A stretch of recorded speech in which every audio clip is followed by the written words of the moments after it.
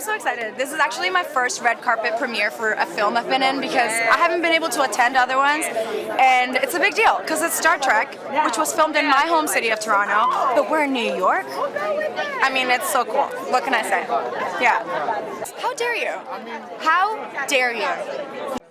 You know, it's really funny because I think what we did with Section 31 was go in a very different way than a lot of Star Treks, right? Because a lot of Star Treks start with the premise of, you know, a Federation starship, right? Mostly the Enterprise, but, you know, and then going on that continuous journey of exploration and discovery, right? And here we kind of like flip it a little bit about like, well, what are the kinds of things that Starfleet gets done but not under the guise of Starfleet, where the prime directive is not necessarily their prime directive, right, in Section 31, right? And sort of kind of like what's the dirty work that has to happen sometimes in order to hold a very, very, very tenuous peace, you know, and the. It's incredible. It was a lot of work. It was a lot of hard work, a lot of uncertainty, and you really don't know what's going to happen because, like, the publicity is all different than the final thing. Like I remember seeing the trailers, and I have seen the screener, and I'm like, oh, it's not the same. It's not the same thing at all. There's like a whole level of darkness and humor that I certainly didn't expect working on it. We're feeling so good. Feeling so excited. Feeling ready to birth our little space baby into the world. Can't wait.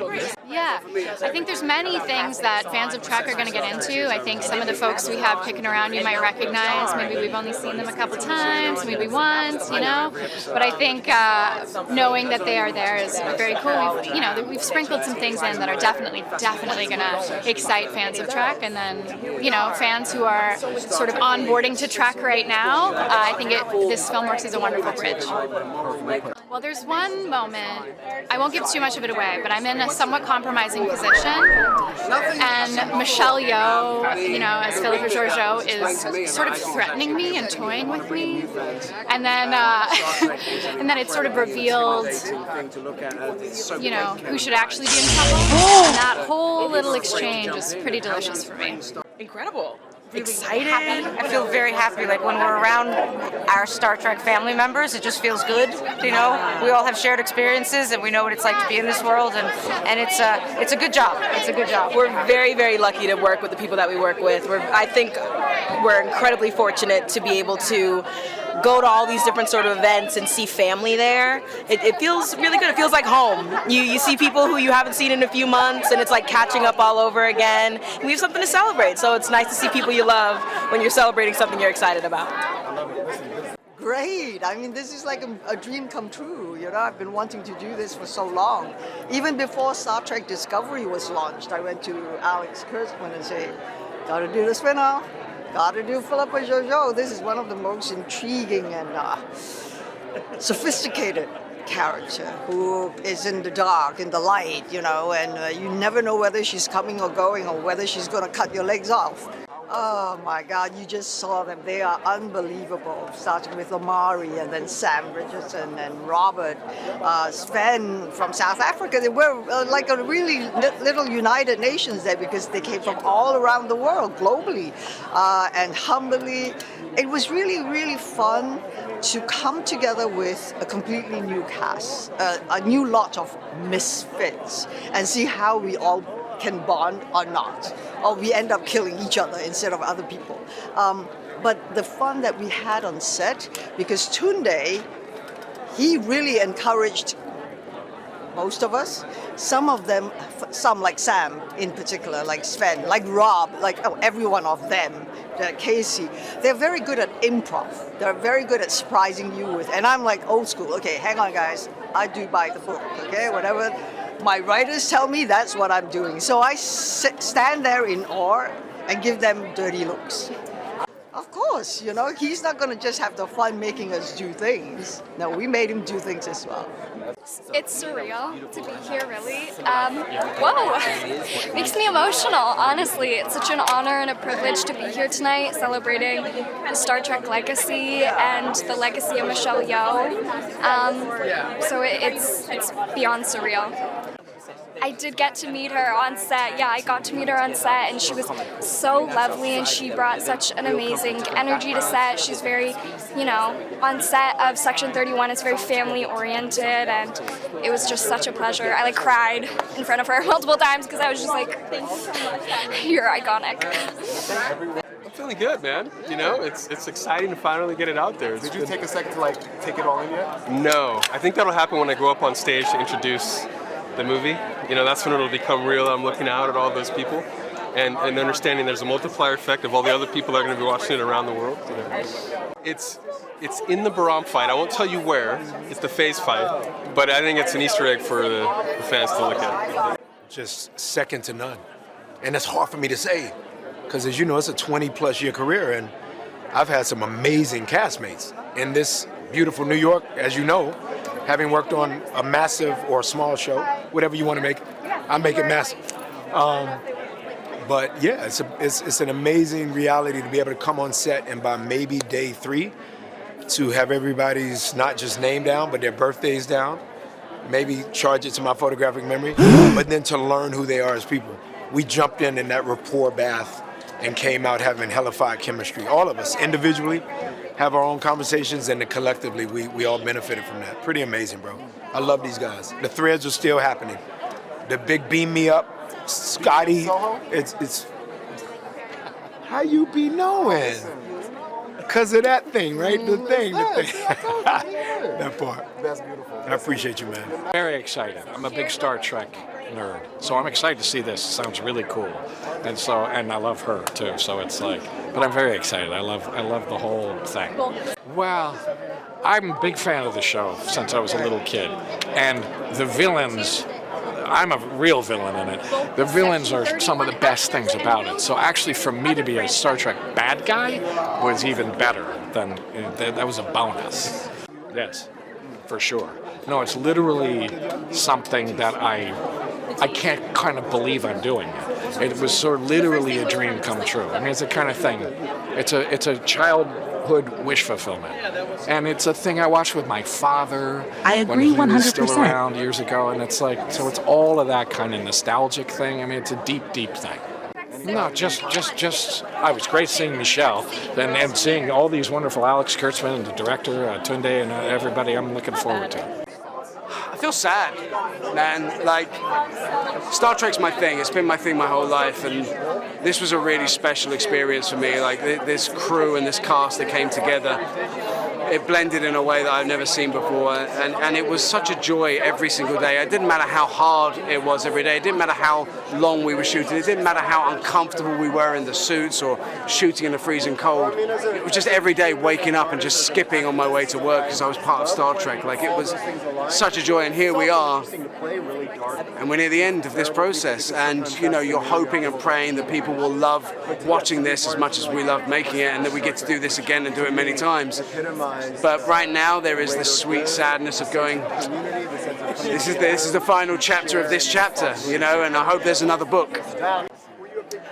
Look, I think the reality is, you know, I've been part of the Star Trek fandom since I was a child. I know how things go. They hated The Next Generation when it came out, and now it's everyone's favorite. They hated Voyager. They were offended that there was a black Vulcan. They were offended by a female captain. They hated DS9. They have problems with Avery Brooks and Major Kira. They were offended by Kelvin Universe, and they hated it. When you start, we know that people are going to be like, this isn't my Trek. But the thing that I've been saying all along is Trek isn't for you.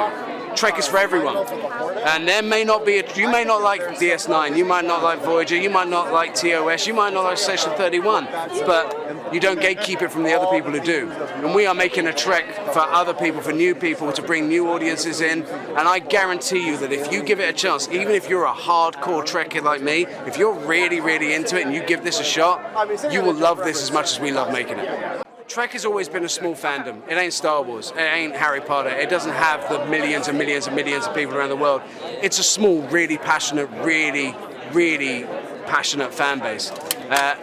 But I speak to kids these days and they don't know what it is. They don't know what Star Trek is. And I find that to be the saddest thing in the world, because for me, the more people that watch Star Trek, the better the world gets. You know, it teaches you about morality, it teaches you about kindness, it teaches you about non-judgment. And so for me, what they should expect if you're coming to watch this is you should expect, if you know Trek, this is still Trek. But understand that we're also making something new, something fresh, something to try and bring new people in, and then be able to go to them, hey, if you like Section 31, here's TNG. You know, here's disco, here's all these other things. It's an intimidating thing, Star Trek. There's so much of it. And if we can get a whole new audience to come in with this film, and then we share the love that we have and that moral imperative, that prime directive of what Star Trek should be, we will make the world a better place just by doing that. On my first day on set, which was the second day of shooting, we're on the Section 31 spaceship, and I've always wanted to be on a starship, and I'm sitting up there pressing boop, boop, boop, boop buttons and pretending I'm in space. You know, there's black drapes with the lights on it, and you're looking out and going, oh, it's fake space, and just having a moment within myself, just really going, wow, I cannot believe I'm filming I can't believe I'm in Star Trek, like, head blown, and I look over to my left, and Sam Richardson is going, beep, boop, beep, beep, beep, beep, beep, beep. And Liz hitting up there, going like this. And we just look at each other and we just went, because this show is being made by people who wanted to be there, man. From Tunde, from Michelle, from Kurtzman down, it's people that love Star Trek. And from the moment I got on set, I felt so encouraged that I was surrounded by people who held it in the same level of importance that I do. Well, it's not really. We were all staying in the same hotel in Canada, and it's called Beam Me Up Soho, which is where we were staying. And it is a varied and interesting group chat that shall never be released to public eyes. I feel great. I feel very happy for everybody. I feel like, I don't know, it's a sense of celebration. It's poetic. It's a full circle moment. I'm feeling a lot of things. Yeah, man. Surreal. It feels surreal. That's what I've been talking about. You know, you have this sense of pride, also just this sense of wonder and fascination, and then celebration, like I was saying, because I'm so proud of everybody. I'm so proud of Tunde and Michelle Yeoh and Alex, Kurtzman, and the rest of the cast as well, because we talked a lot when we were doing Discovery about how this is only for a time, and then we're going to pass it on, and someone else is going to have to take care of this heirloom. And now here they have, and it's really beautiful to be here, and it's really, I don't know, it's kind of wild. It's kind of wild. It's kind of wild. Yes! Excited, overwhelmed, and held, deeply held. Yeah. I think the character that I play and being able to step in on the sets that we had and the joy of being able to be on a functional set, things that move and beep and fly, like that for me was the joy of being like a kid again.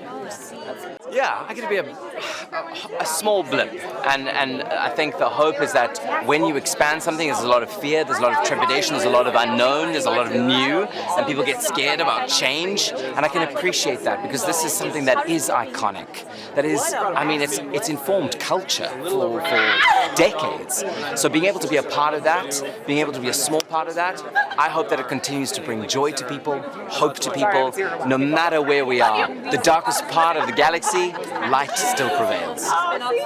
I mean, it's a second golden age of Trek, and I couldn't be more proud to be a part of it and to be here to support my friend and an inspiration to me, Michelle Yeoh, who's part of our family on Discovery and kind of reinvented I don't want to call it a villain because she's so complex, but